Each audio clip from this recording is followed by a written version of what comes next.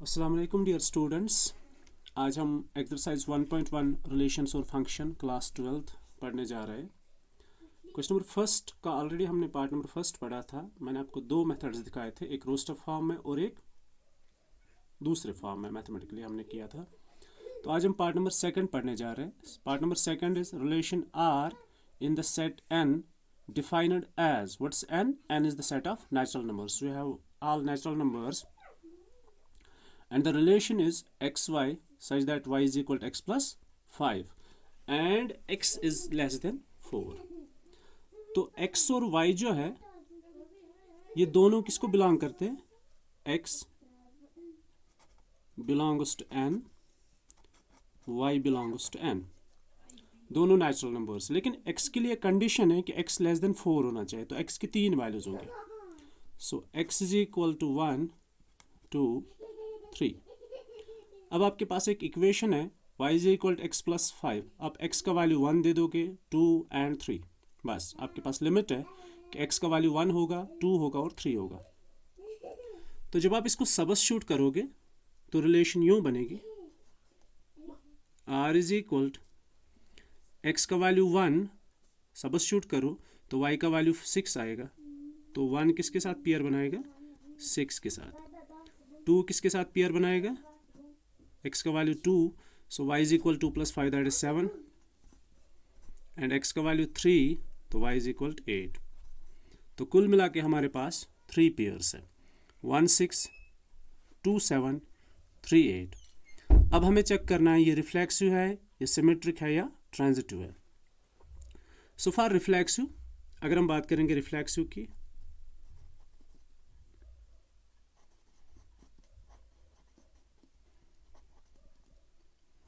For reflexive हमारे पास set of natural numbers है। तो नेचुरल नंबर में 1 2 3 4 अप टू इन्फिनिटी आ रहा है। तो रिफ्लेक्सिव के लिए डबलेट होना बहुत ज़रूरी है। मतलब अगर नेचुरल नंबर 1 है तो रिफ्लेक्सिव के लिए आर में 1 1 का होना बहुत ज़रूरी है। Similarly 2 2 and 3 3।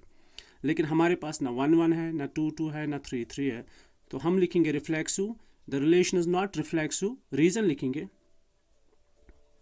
as 1 belongs to n, 1 is a natural number,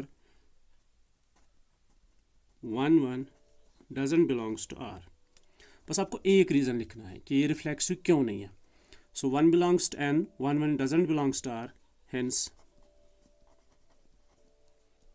r is not reflexive। Second is for symmetric।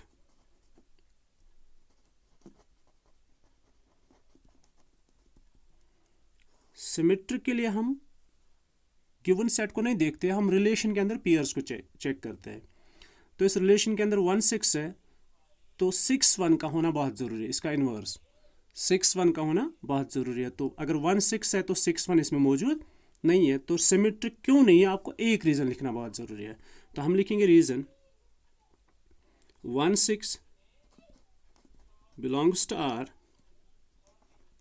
but 6 1 doesn't belongs to R, hence R is not symmetric। तो R symmetric नहीं है। For transitive,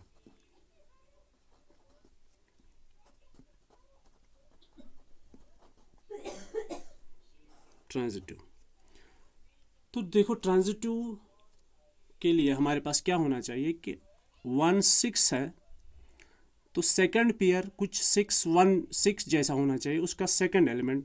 for example अगर हमारे पास यहाँ पे मैं दिखाता हूँ, हमारे पास रिलेशन के अंदर 1 6 है, तो इस 1 6 को किसके साथ कंपेयर करेंगे? उस ऑर्डर्ड पेयर का पहला एलिमेंट 6 होना चाहिए।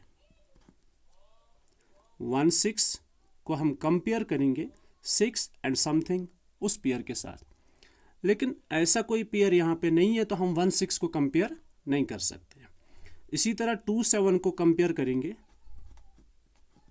उस पेयर के साथ जिसका पहला एलिमेंट 7 होगा, तो ये भी कंपेयर नहीं होगा।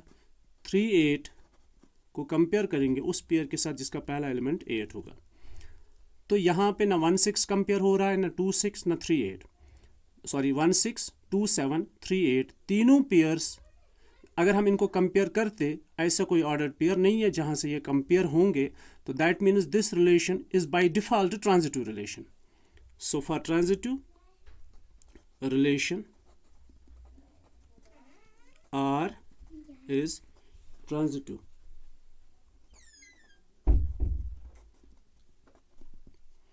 So therefore R is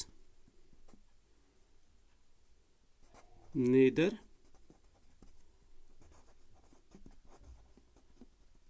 reflexive nor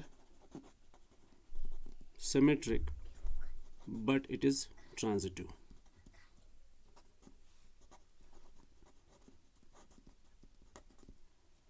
okay dear students, तो इसके बाद क्वेश्चन नंबर फर्स्ट के part number third, part number 4 और पार्ट नंबर 5 है, वो बहुत आसान क्वेश्चन है. उनको रोस्टर फॉर्म में कन्वर्ट करके चेक करो तो आप उनको खुद से कर सकते हो. तो आपके लिए होमवर्क रहेगा,